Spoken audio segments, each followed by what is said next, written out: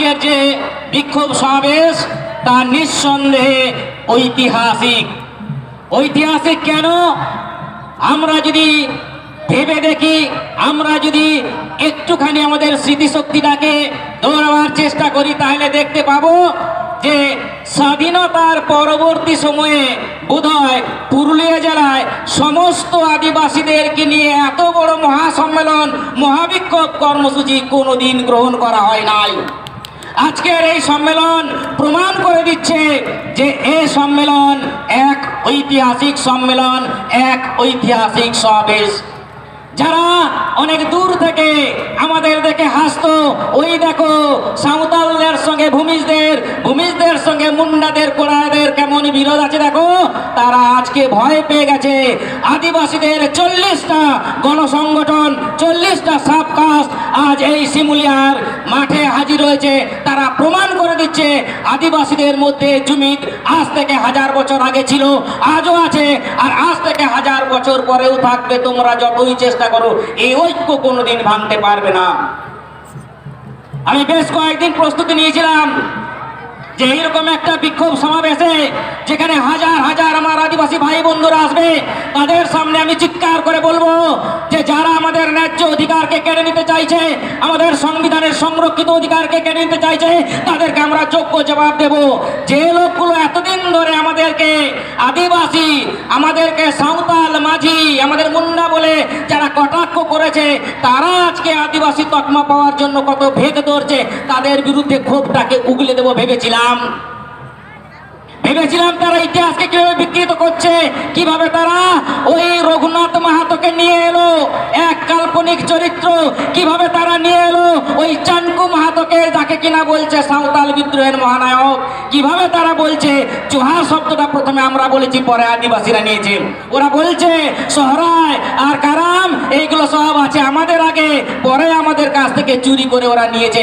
এর বিরুদ্ধে আমি অনেক কথা বলবো ভেবেছিলাম, কিন্তু দুর্ভাগ্যের বিষয় যে আমাকে উপিলবাবু বলেছেন যে আপনি মানে রাষ্ট্রবিজ্ঞানের ছাত্র, আপনি একটু আইন নিয়ে বলুন। তো আমি বলবো, অনেকেই অনেক কিছু বললেন, আমাদের আন্দোলনের কথা আমাদের মাথায় রাখতে হবে, আমাদের প্রচার করতে হবে, কিন্তু তার সঙ্গে সঙ্গে আমাদের সাংবিধানিক হাতিয়ার কিছু আছে, কিছু হাতিয়ার আছে, যে হাতিয়ারগুলো দীর্ঘদিন রেখে রেখে মরচে পড়ে গেছে। আমরা একই সঙ্গে হাতিয়ারগুলো রেখে দিয়েছি, যেমন কাঁধের তীর ধনুক, যেমন বললাম, যেমন তরবারি, ঠিক তেমনি আমাদের ভারতবর্ষ স্বাধীন হওয়ার পর আমাদের ভারতবর্ষের সংবিধান, আমাদের ভারতবর্ষের আইন আমাদের হাতে হাতিয়ার তুলে দিয়েছে, যে হাতিয়ারের চর্চা করতে আমরা ভুলে গেছি।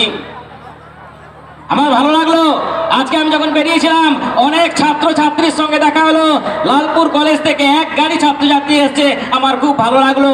আমি যে সমস্ত ছাত্রছাত্রীরা এখানে এসেছো, যারা স্কুল, কলেজ, অফিস, আদালতে আপনারা চাকরি করেন, তাদেরকে বলবো দয়া করে আপনারা 5টি মিনিট আমার কথা শুনুন। এই অ্যাট্রোসিটি অ্যাক্ট 1989 কি ভয়ঙ্কর আইন, কতটা ক্ষমতা আমাদের হাতে তুলে দিয়েছে। আমরা জানি চিরকাল আমরা সেই বেদের যুগ থেকে, ওই যে বলেছে ব্রাহ্মণ, ক্ষত্রিয়, বৈশ্য, শূদ্র, তোমরা শূদ্র, আর যারা আদিবাসী তারা হচ্ছে অতি শূদ্র, তোমরা দলিত, তোমরা নিচে থাকবে, তোমরা ছোট জাত, কথা আমরা শুনেছি। আর ভারতবর্ষের বুকে বারংবার যারা আজ থেকে 30-40 বছর ধরে বা আগে যারা চাকরি করছেন, তারা বুকে হাত দিয়ে বলুন তো, আপনারা অফিসে, আপনারা আদালতে, আপনাদের কর্মক্ষেত্রে কোনোদিন শুনতে হয়নি তুই এসটি কোটায় চাকরি পেয়েছিস, ছোট জাত, দূরে সরে বস। মেলামেশার ক্ষেত্রে একটা কোথাও না কোথাও আমাদের সঙ্গে ভেদভাব করেছে।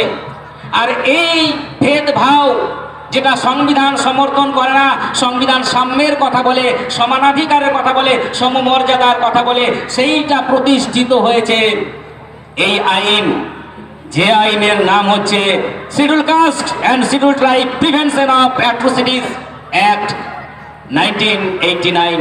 প্রত্যেকেই শুনে রাখবেন, ভীষণ জরুরি। এই আইনটা করে পাস হয়েছে। এই আইনটা ভারতবর্ষের পার্লামেন্টে, যদিও এটা বিক্ষোভ সমাবেশে আলোচনা নয়, তবু বলেছেন, বলতে হবে, 11ই সেপ্টেম্বর 1989 এই আইনটাকে পাশ করা হলো, আর ভারতবর্ষে কার্যকরী হলো জম্মু কাশ্মীর বাদ দিয়ে গোটা ভারতবর্ষের সব রাজ্যে 30শে জানুয়ারি 1990। কি লেখা আছে এই আইনটায়, কি বলা হয়েছে জানা দরকার, যেটা আমাদেরকে জানানো হয় না। যে আইনে আমরা কেস করতে গেলে থানা গ্রহণ করে না, কিন্তু আমাদের অধিকার আছে। কি আছে সেখানে বলা আছে অনেক আইন, আমি অত বড় যাব না, সময় কম। সেকশন 3 তে কি বলা আছে? অ্যাট্রোসিটি অ্যাক্টে বলা আছে যদি প্রকাশ্যে আমাদেরকে অপমান করা হয়, যারা আদিবাসী, যারা তপশিলি জাতি উপজাতি, জাতি বিদ্বেষমূলক যদি কথা বলে, তুই ছোট জাত, তুই মাঝি বটিস, যদি দোকান বাজার হাটে কেউ যদি আমাদেরকে কোনো বিপণন বা খাবার কিংবা কোনো দ্রব্য দিতে অস্বীকার করে, কিংবা কোনো ধরনের অখাদ্য খেতে বাধ্য করে, আপনারা পেপার মিডিয়ায় দেখেছেন উত্তরপ্রদেশ, মধ্যপ্রদেশ, রাজস্থান, 6 বছরের একটা ছোট শিশু, সে ছোট জাতের নামকরণ করে তাকে স্কুল মাস্টার পিটিয়ে মেরে দিল, আকছার ঘটে।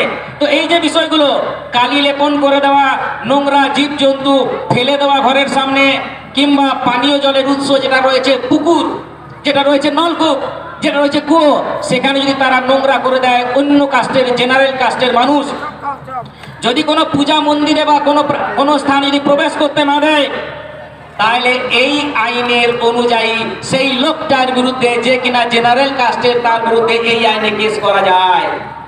একটু আগে বলছিলেন অনেকেই আমাদের যে যদি কোনো নেতা মন্ত্রীরা ভোট চাইতে আসে, তাহলে তাদের সোজা বলে দিন যে আপনি আমাদের জন্য কি করেছেন। অ্যাট্রোসিটি অ্যাক্টে এটাও বলা আছে, কি বলা আছে? দুটি কথা। যদি ভোট প্রদানে কোনো আদিবাসী মানে তপশিলি জাতি বা উপজাতি ভোট দিতে যাচ্ছে, তাকে যদি বাধা দেওয়া হয়, তাকে যদি ভোটে দাঁড়াতে চাইছে তাকে যদি বাধা দেওয়া হয়, কিংবা তার ঘর বাড়ি জমি জমা থেকে উৎখাত করা হয়, তাহলে সঙ্গে সঙ্গে অ্যাট্রোসিটি অ্যাক্ট অনুযায়ী থানায় এফআইআর করা যায়। আচ্ছা, যদি থানায় এফআইআর করি কি হবে? কি হবে? থানায় যদি একবার আমাদের তপশিলি জাতি উপজাতির কোনো মানুষ কোনো জেনারেল কাস্টের বিরুদ্ধে যদি একবার এফআইআর করে অ্যাট্রোসিটি অ্যাক্ট অনুযায়ী, তাহলে জীবনে সে বেল পাবে না যতক্ষণ না মামলাটার ফয়সালা হয়। সঙ্গে সঙ্গে গ্রেপ্তার হবে, সঙ্গে সঙ্গে তাকে গ্রেপ্তার করে তাকে গারদে ভরা হবে এবং কোনো বেল পাওয়া যাবে না। বিচার চলবে, ডিএসপি লেভেলের কোনো অফিসার সেই ইনভেস্টিগেশন করবে, 30 দিনের মধ্যে কেস রিপোর্ট তৈরি করবে, আর 6 মাস থেকে 5 বছরের জেল হতে পারে। শুধু 6 মাস থেকে 5 বছরের জেল আর জরিমানা। একটা দারুণ কথা আছে, জেনে রাখুন, এই অ্যাট্রোসিটি অ্যাক্ট এই অনুযায়ী মৃত্যুদণ্ড হতে পারে। কিভাবে বলা হয়েছে? সেকশন 3 2 নম্বর ধারাতে বলা আছে, কি আছে?